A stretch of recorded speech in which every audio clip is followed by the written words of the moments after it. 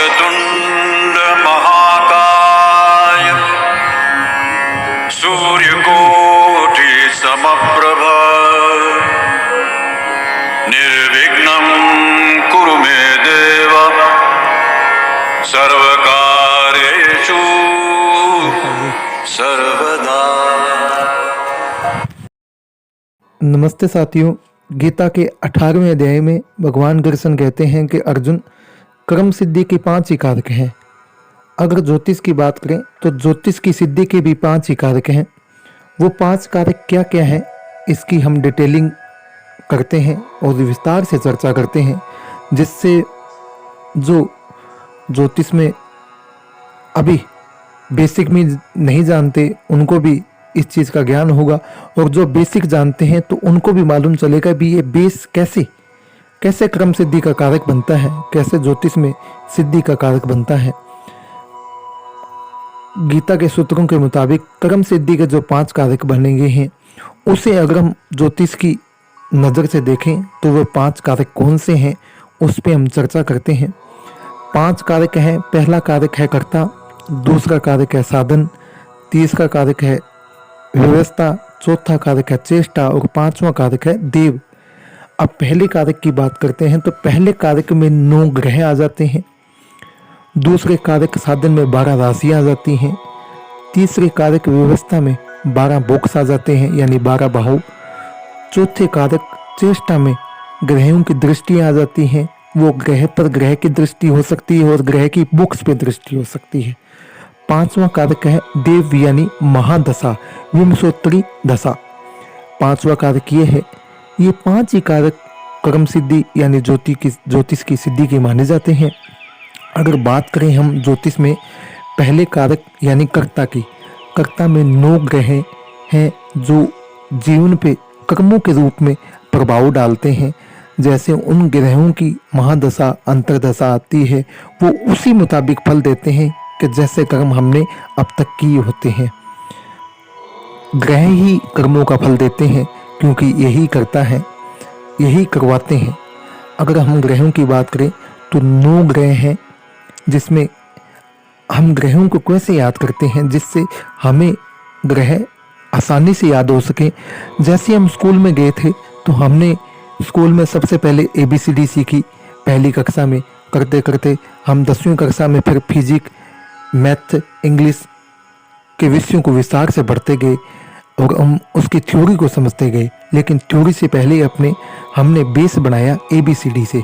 उसके बाद ही हम 10वीं में जाके टेंस सीख पाए और पूरी व्याकरण इंग्लिश की सीख पाए, जिससे हमें इंग्लिश में पढ़नी आई और इंग्लिश लिखनी आई। लेकिन उससे पहले हमने ABCD सीखी। यही ज्योतिष का नियम है। पहले हम एक ABCD सीखेंगे और ABCD भी ABCD इस मुताबिक सीखेंगे, यानी पहले ग्रह सीखेंगे, फिर राशियाँ सीखेंगे, फिर बॉक्स सीखेंगे, फिर दृष्टियाँ सीखेंगे और फिर सीखेंगे हम महादशा। ये 5 ही चीज़ है ज्योतिष में। 5 चीज़ में बेस त्याग होने के बाद हम ज्योतिष को जान जाते हैं, कुंडली पढ़ना जान जाते हैं। अगर हम बात करें पहले कारक यानी कर्ता की, तो 9 कर्ता यानी 9 ग्रह। उसमें कर्ता की बात करें तो सबसे पहले ग्रहों को हम कैसे याद करते हैं। हम याद करते हैं पहले केतु, फिर शुक्र, फिर रवि, फिर चंद्रमा, फिर मंगल, फिर राहु, फिर गुरु, फिर शनि, फिर बुध। इस मुताबिक याद करते हैं। इसको मंत्र के रूप में याद करेंगे, जिससे ये हमारे अवचेतन मन में एक बेस बनाते हुए ग्रह हमें उंगलियों पे याद हो जाए। हम इन ग्रहों को याद करेंगे एक मंत्र के रूप में, यानी केसुर चमरा गुस्बु। केसुर का मतलब केतु शुक्र रवि, चमरा का मतलब चंद्र मंगल राहु और गुस्बु का मतलब गुरु शनि और बुध। अब याद करते हैं हमें केतु शुक्र रवि, चंद्र मंगल राहु, गुरु शनि बुध। इसी मुताबिक हमने ग्रहों को याद करना है। और अब इन ग्रहों की राशियों को भी हमने इस मुताबिक ही याद करना है। जैसे केतु की कोई राशि नहीं होती, शुक्र की 2 राशियाँ होती हैं, राशि नंबर 2 वृषभ और राशि नंबर 7 तुला। ये लिख लें। उसके बाद हम बात करते हैं शुक्र के बाद रवि की एक ही राशि होती है, राशि नंबर 5 यानी सिंह है। उसके बाद हम आ जाते हैं केसुर का मंत्र पूरा हो चुका है। अब केसुर के अगले मंत्र यानी चमरा पे बात करते हैं। चमरा में चंद्रमा, चंद्रमा की भी एक ही राशि होती है, वो है कर्क यानी 4 नंबर राशि। आप लिख लीजिएगा, सूर्य और चंद्रमा एक ऐसे ग्रह हैं जिनकी एक एक ही राशि है। सूर्य की 5 नंबर राशि और चंद्रमा की 4 नंबर राशि।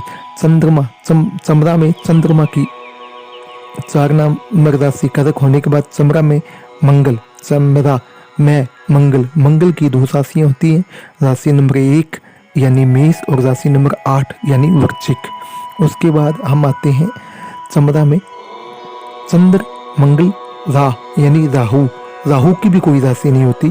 आप लिख लीजिएगा, केतु और राहु दोनों ग्रहों की कोई भी राशि नहीं होती। केतु और राहु की क्यों कोई राशि नहीं होती, हम इसके पर आगे डिटेलिंग करेंगे। हम बात करते हैं आगे। केसुर हो गया, चमरा हो गया, अब रही गुस्बु की बात। गुस्बु में गुरु, गुरु की दो राशियां होती हैं, राशि नंबर 9 यानी धनु। हाँ, रही गुस्बु की बात। गुस्बु में गुरु, गुरु की 2 ही राशियां होती हैं, राशि नंबर 9 यानी धनु और राशि नंबर 12 यानी मीन। गुरु में उसके बाद गुस्बु में गुरु के बाद आता है शनि। शनि की भी 2 ही राशियां होती हैं, राशि नंबर 10 यानी मकर और राशि नंबर 11 यानी कुंभ। उसके बाद सबसे लास्ट बुध यानी गुस्बु। गुस्बु में गुरु, शनि और बुध। बुध की भी 2 ही राशि होती हैं, राशि नंबर 3 मिथुन और राशि नंबर 6 यानी कन्या। ये राशियाँ 12 राशियाँ होगी और 9 ग्रह हो चुके हैं। हमें इसी मुताबिक याद करने हैं नाम।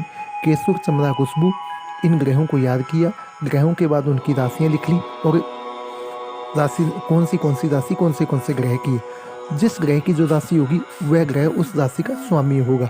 अब इसके बाद हम आगे याद करेंगे बॉक्स को भी, कैसे बॉक्स को याद करते हैं और 1 से लेकर 12 बॉक्स का क्या प्रभाव पड़ता है और उन बॉक्स का हमारे जीवन में कैसे प्रभाव देखा जाता है और प्रत्येक बॉक्स का क्या महत्व है, इसको हम आगे वीडियो के रूप में चर्चा करेंगे।